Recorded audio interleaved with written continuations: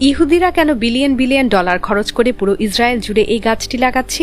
এই গাছটি নিয়ে স্বয়ং মহানবী হজরত মুহাম্মদ সাল্লাল্লাহু আলাইহি ওয়াসাল্লাম কথা বলেছেন, মুসলিম জাতিকে সতর্ক করেছেন তিনি। কিন্তু কি বলেছিলেন তিনি এই গাছটি নিয়ে? কোরআন, হাদিস, এমনকি খ্রিস্টানদের গসপেলও সতর্ক করা হয়েছে। কেন এই গাছ লাগাতে ইউরোপীয় পশ্চিমারা কোটি কোটি ডলার দিচ্ছে ইসরায়েলকে? কি আছে এই গাছে? কেন ইহুদিরা না খেয়ে হলেও এই গাছ লাগাতে মরিয়া? ইসরায়েল তাদের জাতীয় বাজেটের বিলিয়ন বিলিয়ন ডলার খরচ করছে কোনো সুস্বাদু ফল বা দামি কাঠের বাগানের জন্য নয়, বরং অদ্ভুত এক কাঁটাযুক্ত ঝোপালো গাছ লাগানোর পেছনে। শুনতে অবাক লাগলেও এটি এখন ইসরায়েলের সবচেয়ে বড় গোপন মিশন।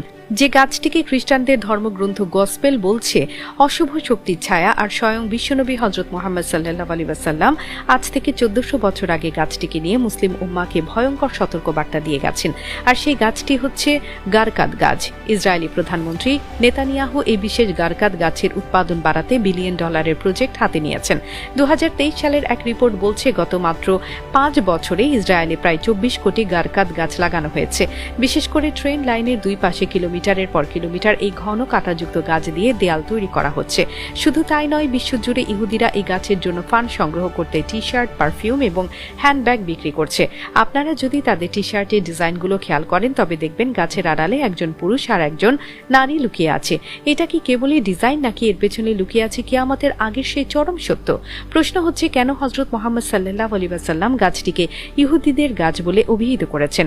কেন তিনি খয়বর বিজয়ের পর সেখানকার সব গারকাদ গাছ কেটে ফেলার নির্দেশ দিয়েছিলেন? যেখানে ইসলামী বৃক্ষরোপণকে সদকায়ে জারিয়া বলা হয়েছে, সেখানে ওই একটি গাছের প্রতি কেন এত কঠোরতা? আসলে এই রহস্য লুকিয়ে আছে কিয়ামতের ঠিক আগের সেই মহাযুদ্ধে। রাসূলুল্লাহ সাল্লাল্লাহু আলাইহি ওয়াসাল্লাম ভবিষ্যৎবাণী করে গেছেন, কিয়ামতের আগে যখন ইহুদিদের সঙ্গে মুসলমানদের চূড়ান্ত যুদ্ধ হবে, তখন ইহুদিরা প্রাণ ভয়ে পাথর আর গাছের আড়ালে লুকাবে। সেই সময় পাথর আর গাছ কথা বলে উঠবে। তারা চিৎকার করে বলবে, হে মুসলিম, দেখো আমার পেছনে একজন ইহুদি লুকিয়ে আছে, তাকে ধরো। কিন্তু অদ্ভুত বিষয় হলো, পুরো পৃথিবীর সব গাছ কথা বললেও এই গারকাদ গাছটি সেদিন চুপ থাকবে। সে মুসলিম জাতির সাথে বেইমানি করে ইহুদিদের আড়াল করে রাখবে।